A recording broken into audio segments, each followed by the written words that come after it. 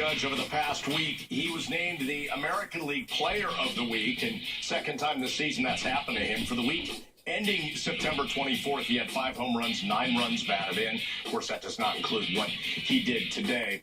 Jack, just a few things. First of all, as we talk about, I want to touch on something you said earlier. He's adjusted back to pitchers and the way they're pitching him. What exactly do you mean by that? I think, Bob, that he started to stray out of the zone that had made him so successful. I think he started to chase sliders more. There was about a month period where he didn't have a hit against a slider at the major league level. I think that pitchers had found a little bit of a kryptonite area for him. They were coming inside and a little high with fastballs. And I think that both of those things, he's adjusted back to what pitchers were doing to him. That's what's so remarkable about this 50 home run season.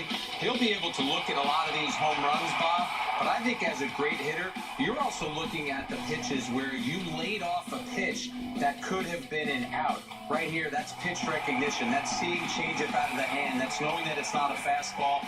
That's adjusting your swing, and that's doing that kind of damage. So in the midst of a phenomenal season, this is a guy who for 6 or 7 weeks vanished offensively, and now he's back again, and he's back in a ferocious way. Well, I want to ask you about that period in a moment as we take a look at the main MVP candidates in the American League, Judge's numbers, and suddenly his numbers are soaring at a crucial time for the Yankees.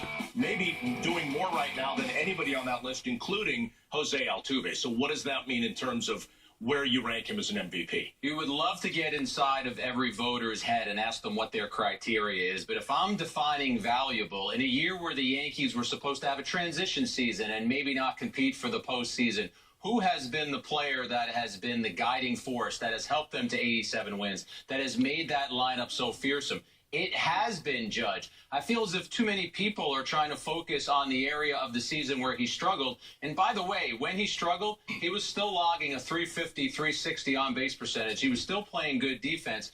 He just wasn't that same feared and lethal hitter. Well, now how about the kick that he's having at the end? I've used this line before. I'm going to use it again. It's like Secretariat here in September. This guy's got 13 homers in the month of September. There's 6 more games. This is his highest homer month in a year where he's already set the rookie record. So I think too many people are looking for reasons not to vote for him for the MVP, when to me there are plenty of reasons to say he's the MVP. Well, if they point to that lull, I'd like to point something out, because when we were talking about his struggles late July in the month of August, Jack, we weren't saying, oh, he's just awful right now. We were saying he's struggling, but he's still getting on base. He still did hit some homers and knock in some runs. But to your point, he was an on-base machine, and that's part of making the Yankees a success. He was still being a contributor. He might not have been, and he definitely wasn't. He wasn't an MVP during that period of time. But, Bob, what else has happened with this surge that he has had in September and before then? The Yankees have pushed forward and taken hold of that first wild card. He has been a guiding force as they have taken that first wild card and headed to the postseason. So I think you have to take a very long, close look at Aaron Judge as an MVP candidate.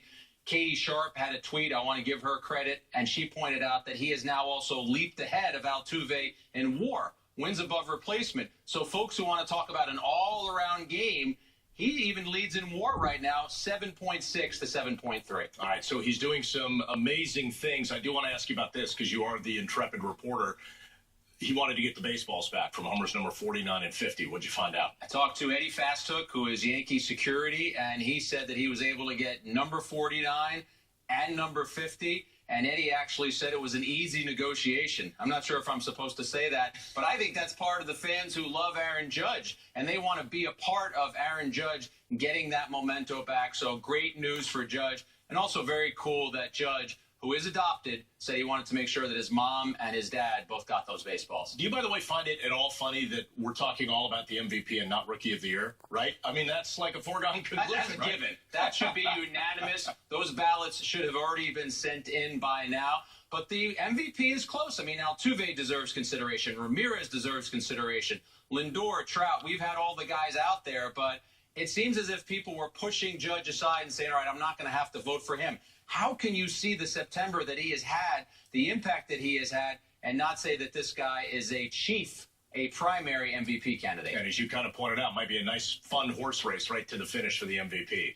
All right, Jack and I will take another break, but we have a lot more coming up here on the WB Mason postgame as the Yankees win it 11-3. So stay with us. We're back on Yes right after this.